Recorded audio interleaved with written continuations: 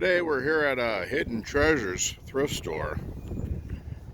I'm dropping off some t-shirts we made for them. And if you haven't been here, they have all kinds of stuff. And the best deals I've ever found around is right here. This is at Suntide's Market. The store's hooked to, this building's hooked to the Suntide's Market. Let's see if I can film that.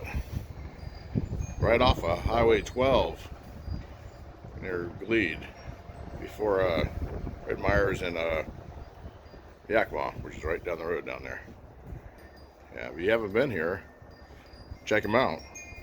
Also online, and or at least they're on Google, and then they're on Facebook too. It's Hidden Treasures Thrift Store. Estate sales.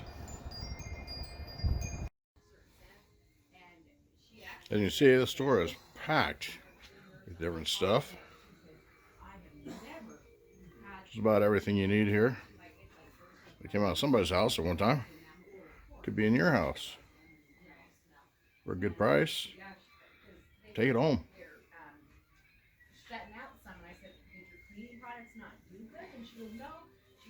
There you go. $10 for a coffee pot.